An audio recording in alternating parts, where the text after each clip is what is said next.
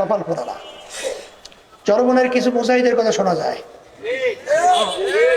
এরা নাকি এই জাতীয় নির্বাচনের সময় এরাও নাকি বিভিন্ন ধরনের স্থবির হয়ে গেছে, বিভিন্ন পথে হাঁটছে। বাংলাদেশে কিন্তু ইসলামের পথে বাক্স কিন্তু একটাই ছিল, জাতীয় নির্বাচন। কারণ অন্যান্য ইসলামী দল কেউ কি বলছিল যে তারা ইসলাম অনুযায়ী দেশ চালাবে? আমার জানা কিন্তু নেই, আপনাদের জানা থাকলে বললেন। বলছিল?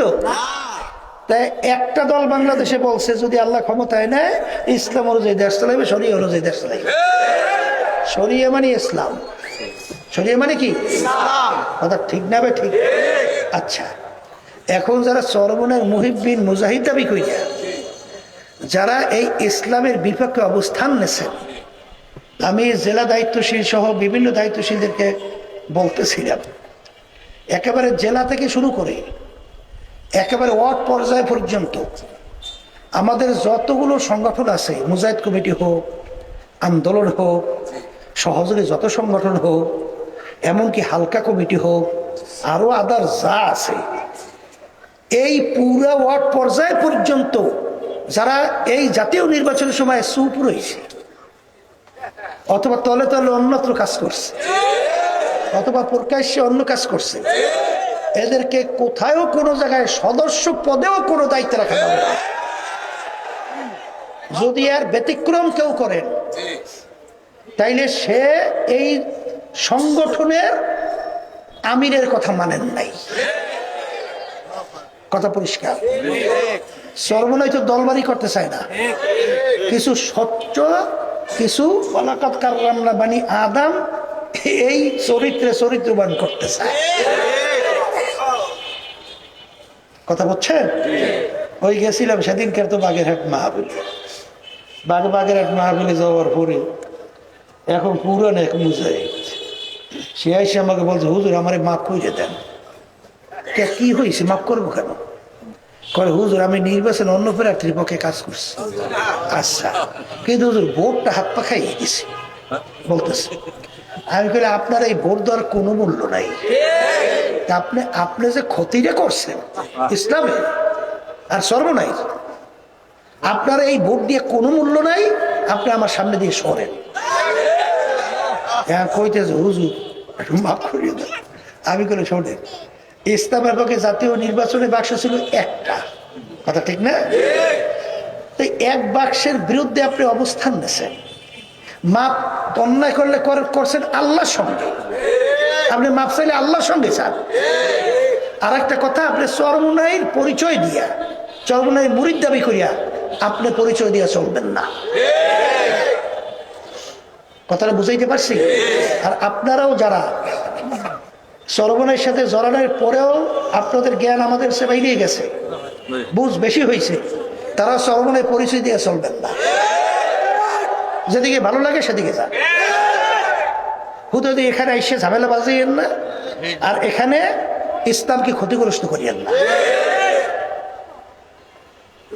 এই নির্বাচন, এই যে রাজনীতি করি কি মনে করছেন?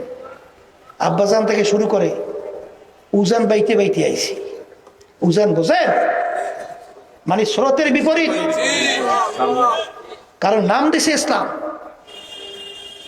আর যখন নাকি এই সমঝোতার মূল কারিগর তো ছিলাম আমি, কথাটা বুঝেন? যখন নাকি কওমি ঘরানা সব ওই দলগুলোকে এক জায়গায় নিয়ে আসছি, রাস্তার পথে যাইয়া জামাতা সে যোগ হয়েছে, এই লাগে আরো দুই একটা দল যোগ হয়েছে। যখন দেখি তারা ঘোষণা দেয় ইসলাম অনুযায়ী দেশ চালাবে না, আর যখন ঘোষণা দেয় বৈষম্য দূর করব, মেয়ে ছেলেরা সরো, মেয়ে বন্ধুরা আসো, এই বৈষম্য কি আমি করছি? মেয়ে ছেলেদের ভিতরে পার্থক্য করছে কে? বৈষম্য এখন কাকে বুঝায়? ইমান থাকে, হ্যাঁ? পাগলামি মনে করছেন নাকি?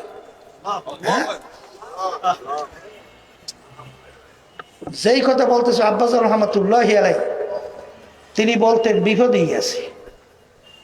বলে কি? বলে 4 জন অন্ধ গেছে হাতি দেখার জন্য, সাইর অন্ধ কোথায় গেছে? এখন অন্ধ কি চোখ দিয়ে হাতি দেখে না হাত দিয়া? আর হাত দিয়ে তোগাই মোগাইয়া পাইছে হাতির সুর একজনে, আর একজনে পাইছে হাতির পা, আর একজনে পাইছে হাতির শরীর, আর একজনে পাইছে হাতির কান। এখন চারজন চার রকমের দেখে এখন চাইর অন্ধ এক জায়গায় হয়েছে। জিজ্ঞাসা করে ভাই হাতি কেমন দেখলা? এখন যে সুর দেখছে করে ভাই হাতি তো দেখলাম বিরাট মোটা কাশির মতো লম্বা। হাতির সুর বিরাট লম্বা না? আচ্ছা। আর একজনে জিজ্ঞাসা ভাই তুমি কিছুই দেখো নাই, হাতি তো দেখলাম খাম্বার মতো মোটা যে পা পাইছে। আর একজনে বলে ভাই হাতি দেখলাম তো কুলার মতো চ্যাপটা যে কান পাইছে। আর একজনে বলে হাতি দেখলাম বিরাট ঘরের মতো যে শরীর পেয়েছে। এখন ঝগড়া বাজছে না বাজে নাই? এখন সবাই সবাই ঠিক আছে না? এখন চোখ খোলা ব্যক্তি পাশ দিয়ে যায়, কিরে তোরা ঝগড়া করিস কে? বলে ভাই আমি দেখলাম হাতি এরকম, ও বলে এরকম, ও বলে এরকম। তখন সে পুরো বিষয়টা বুঝতে পারছে আসলে হাতি তোরা চক্ষু দিয়ে দেখে নেই, ওরা তো দেখছে হাত দিয়ে তোগাইয়ে মোগাইয়ে, যেরকম যে পাইছে সেরকমই সে মন্তব্য করছে। বলতে আছে তোরা এই চুপ কর, তোরা ঝগড়া করিস না, এই তোরা পূর্ণ হাতে কেউ দেখো নাই। আসলে চাইরো জিনিস মিলে তার নাম হইল হাতি। ইসলাম বর্তমানে এই কায়দায় অনেকে পড়ছে গেল এক। আর একজনের সব হাতের ভিতরে একটু বাঘ অঙ্কন করবে, বাঘ অনেকে আছে না সব, ওই যে অঙ্কন করে হাতের মধ্যে। এখন একজনের কাছে বলে ভাই আমার তো খুব বড় শখ, আমাকে হাতের ভিতরে একটা বাঘ আঁকিয়ে দেন। তা বাঘ যখন হাতের ভিতরে আঁকবে ফোটা ফোটা দেওয়া লাগে না, এখন ফোটা দিতে যাই ব্যথা পায়। কল ভাই থামেন তো, কি করতেছেন? বলে বাঘের মাথা আঁকতেছি।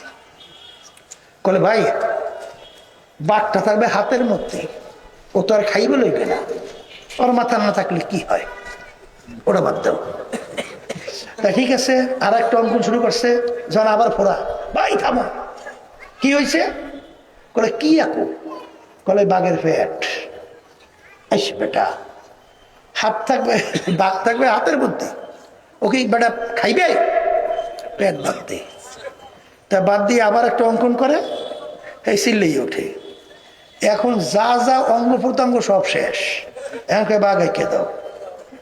এখন এই অঙ্কনকারী বলতেছে যেই বাঘের মাথা নাই, যেই বাঘের পেট নাই, যেই বাঘের লেজ নাই, যেই বাঘের পা নাই, যে বাঘের কান নাই, এইরকম বাঘ আমি তো ভালো কথা আমার বাপেও দেখে নাই, আমার 14 গোষ্ঠী কেউ দেখে নাই। যে বাঘ আমি দেখি নাই এই বাঘ আমি অঙ্কন করব কিভাবে? কথা ঠিক কিনা? নাম তো ইসলাম আছে, কোন জায়গায় ইসলাম নেই। এই ইসলাম বাপের বর্ষ ছুটিও নাই, দেখিও নাই।